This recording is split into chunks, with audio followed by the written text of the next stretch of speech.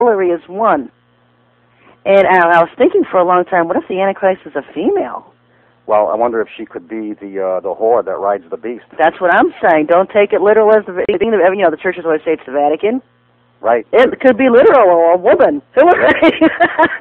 Yeah. It could be literal. Yeah, it could very well be. And this other woman that I'm seeing, I don't know if you've been to my website and saw the Maitreya information I put on there. The Maitreya information. And he's got this counterfeit Mary. Oh yes, yeah. Yeah, and I'm thinking this second woman beast that I've been seeing could be this counterfeit Mary. Oh, very well could be. Because you know what, I see the term trio all the time. Like there's a trio of beasts. Mm-hmm. There's three of them instead of just two. And of course we know that today's Catholicism pushes this whole Mary thing above Jesus. You can't have Jesus without Mary. Right.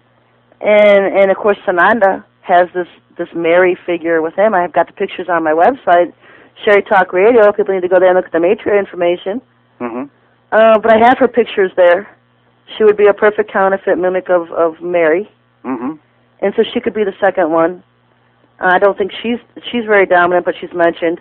Not as dominant as Hillary Clinton, I'll tell you. She just takes the cake for power. Oh, yeah, she's right up there. Yeah. You know, another thing, too, that was mentioned earlier in the program concerning the tribulation that's talked a lot about in the scriptures.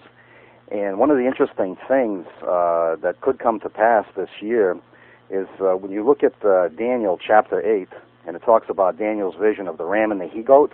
Right. When you look at the biblical interpretation of that, which that's what I like to see, let God's word interpret itself. Yeah.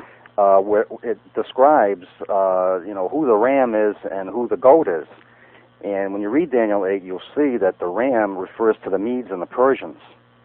And it's interesting that the goat is a strong force that comes from the west. It doesn't touch the ground to get to the area that it's going to invade, which is basically what we did because most of our troops and armaments were flown over there. We attack Iraq, and now there's rumblings going on where they're getting ready to invade Iran by the summer, reenact the draft and all that kind of stuff.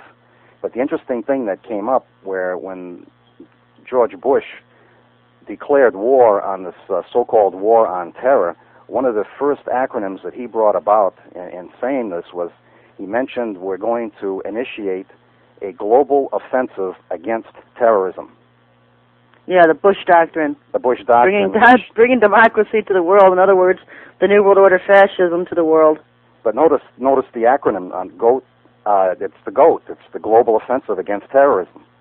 You got GOAT there. Oh, a very good catch. Good catch. Yeah. Now, the interesting thing about that is that, according to the prophecy in Daniel, the goat will wage war against the ram, break its horns, and cause all kinds of damage.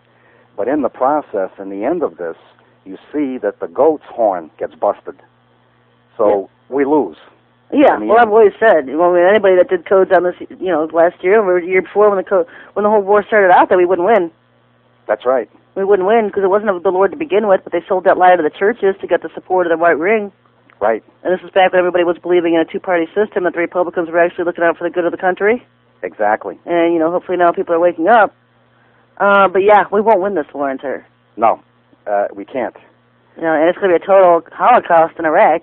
Most of our troops are going to be decimated. Oh, I wouldn't want to be there because, one of the things that the press has withheld from the American people among, zillions of all kinds of information that's out there is that people tend to forget that when we initially invaded Iraq last year, it was a piece of cake for our troops in the beginning.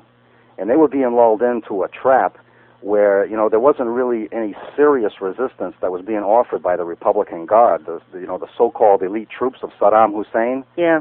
And so we were never told what happened to that elite Guard, and exactly what happened was they bugged out to Iran. And they're getting ready to come back as a liberating force to attack when the time is right.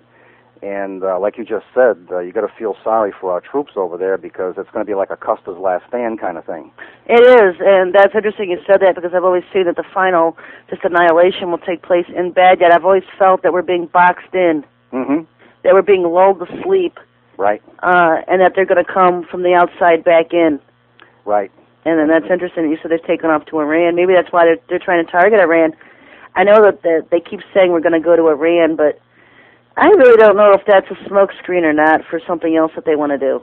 Get everybody conditioned on us going into Iran when they're really planning on going elsewhere. Well, there is going to be hostilities breaking out with Syria. Well, you know what? They keep talking Iran, but they're shipping all this stuff over to fighter jets to Syria. Right. And we know they want to take Damascus out. And that's prophesied to happen. Yeah, the scriptures tell us that Damascus will become a heap. Yeah, and they wanted to use that Miami attack, instigate an attack on Miami and blame it on Syria. Mm-hmm. And so I blasted that. I've been exposing that for 2 years. And once you start exposing stuff, they'll turn to something else. Right. And so at least it saved Miami. Right. You know, people want to blast me for being a false prophet or whatever because I was warning Miami about the nuke attack that was coming there, but they went elsewhere. They've tried to do it some other way. Mm-hmm. And so Miami was spared. You know, you've got millions of lives there, but I'm not saying Florida's always going to be safe because, you know, I've been telling people southern Florida is going to go into the ocean. Right. So it's not a nuke that's going to get you, it's going to be the water, so you're not safe any way you look at it down there. Well, it's interesting that James McCanney's site was brought up a couple of times tonight, and he has mentioned in his broadcast and also in his writing that it was no accident that you had 4 hurricanes hit Florida in a time frame that it did, and 3 of them intersected each other's paths within a 10-mile radius. Yeah. And he's convinced that there's weather manipulation going on here. Oh, yeah, we know what's manipulation. The thing I'm dying to hear is it ours or is it the Russians? That's a good question. You know, because we've got our central command down there. Right. In Tampa. Mm-hmm. Of course, Tampa was never really, threatened at the time for the hurricanes. Right. But why would we attack our own southern coast, unless we just wanted to get rid of civilians? Or was it Russia coming at us with the hurricanes? Could very well be, because the Russians are not very happy with what we're doing. Oh, exactly. And they keep making allies. Now they've made allies with Syria. Mm-hmm. And last year when we were rumbling about Iran, they made allies with Iran. Oh, yeah. And so they're aligning themselves with everybody we come up against.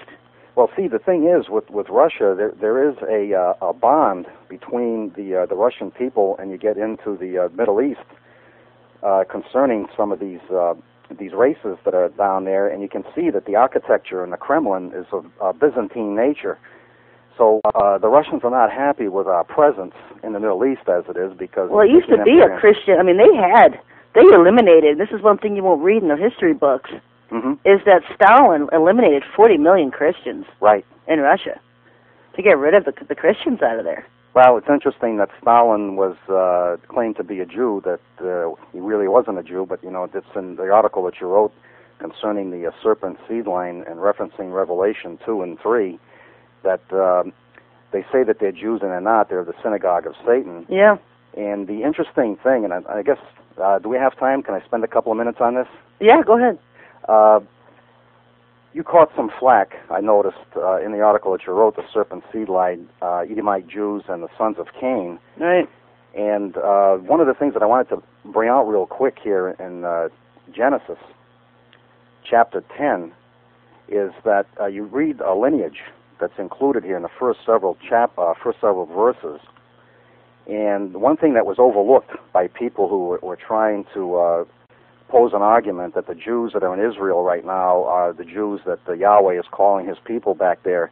And of course that's not the case, because in verse 3 of Genesis 10, you read a lineage here, and it says, "And the sons of Gomer, Ashkenaz, and Ripath, and Togarmah." And the term that I want to concentrate on is Ashkenaz. The Khazars. That's the Khazars. Yeah, that's right. And the thing is, you have 2 types of Jews that exist today. And this is something that people can check out for themselves.